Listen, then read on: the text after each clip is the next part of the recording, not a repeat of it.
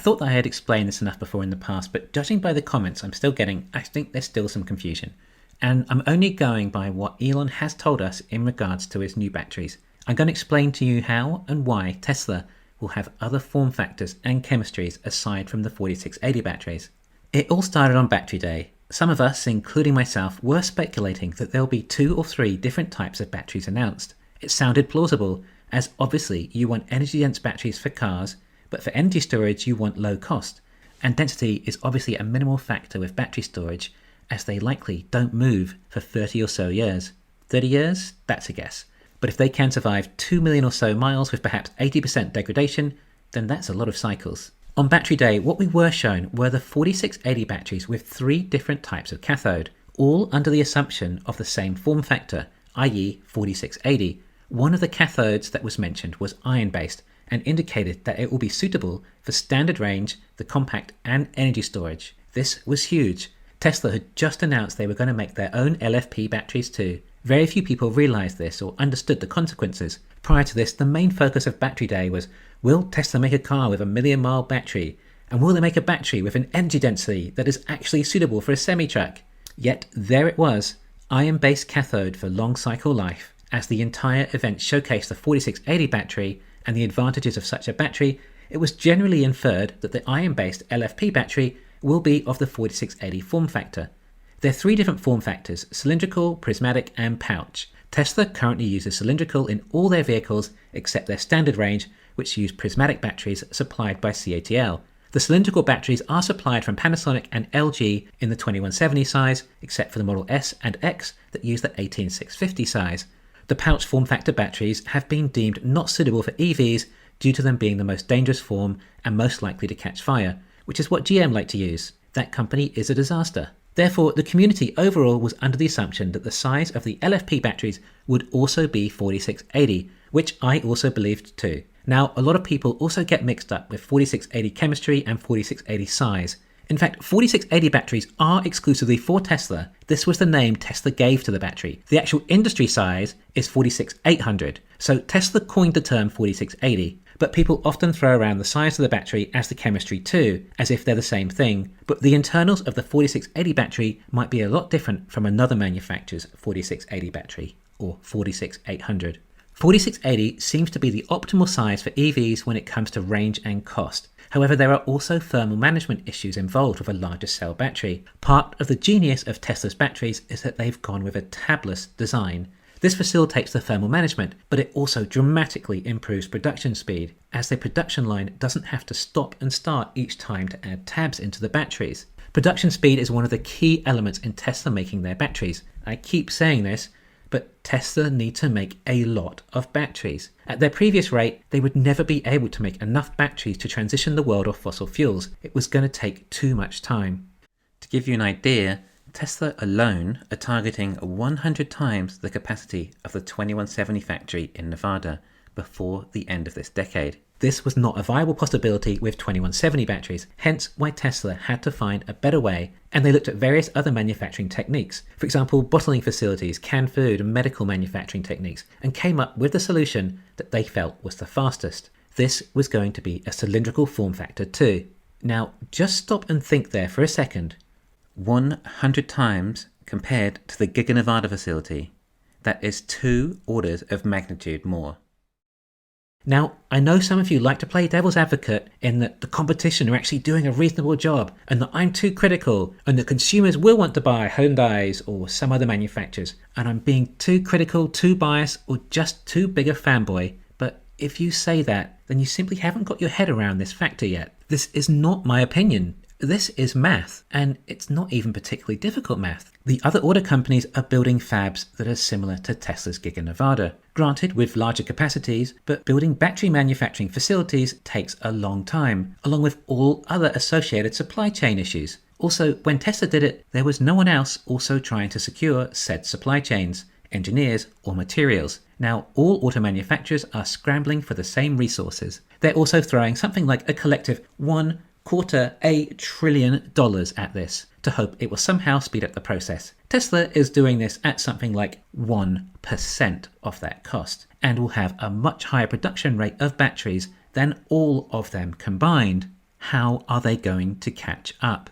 But not only that, these battery fabs legacy autos are building are going to be of a similar output to Giga Nevada per squared foot. Tesla are using a dry battery electrode technique, a process and patent that they acquired from Maxwell Technologies when they purchased the company. This results in 1/10 the footprint required for the same output, as you need 1/10 smaller a factory just from removing this process alone. It also is a lot better for the environment.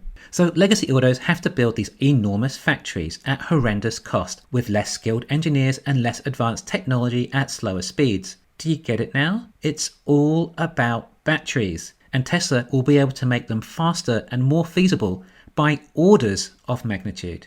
Okay, so we mentioned tabless design, but what about the chemistry that is often associated with the 4680 battery? Tesla managed to remove cobalt from the chemistry, which is an unstable commodity and not something you want to rely on for your manufacturing. Also, no need for aluminium either, only nickel and or manganese in their 4680 batteries, and that's for the cathode. The anode also contains silicon. Silicon can pack more lithium ions inside when compared to graphite. However, it does expand more and as a result can be prone to cracking. If this was avoided, then we could have much more energy dense batteries, making the anode from silicon. Therefore, only a fraction of the 4680 anode is silicon, which still improves energy density enough, without resulting in any issues of cracking and minimal degradation.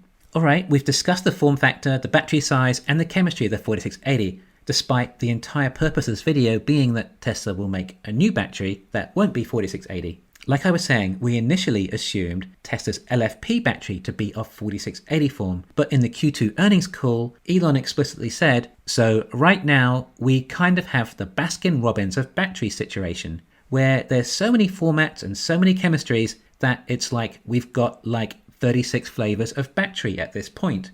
This results in an engineering drag coefficient where each variant of cell chemistry and format requires as to an amount of engineering to maintain it and troubleshoot, and this inhibits our forward progress. So it's going to be important to consolidate to maybe ideally 2 form factors, maybe 3, but ideally 2, and then just 1 nickel chemistry and 1 iron chemistry, so we don't have to troubleshoot so many different variants. Here, Elon says 2 different chemistries, 1 for iron and 1 for nickel, whereas on battery day, we saw 3 different chemistries. Obviously, one of these chemistries would have to be iron and 1 nickel, but on battery day, we saw 2 nickel types, 1 with manganese and 1 without. So perhaps the manganese version gets deleted, and maybe Tesla are that confident on their LFP chemistry that they can end up serving for the majority of vehicles and still offer sufficient range. The manganese version was only 1/3 manganese, so it was only a slight saving on the amount of nickel required. But then 3 form factors. Now, my thoughts here are that obviously one is a nickel 4680 form factor. This is for the long range and high performance vehicles and the semi-truck. Then there could be 2 form factors for iron-based chemistry, 1 for standard and medium range vehicles. I would hope that eventually Tesla can approach 300 miles of range in a Model Y with LFP and over 300 miles for the Model 3.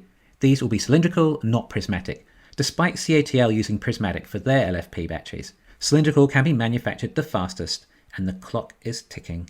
Then a different form factor for energy storage. The LFP form factor designed for vehicles will have range as the most important focus, as the cost is already significantly lower and iron is so much more abundant. So the focus will be getting as much range as possible from these batteries, so they can be used in as many vehicles as possible. It's estimated that these may be as low as $35 per kilowatt hour. If you have a 60 kilowatt hour battery pack, then that's just over $2,000, and this might be at the pack level.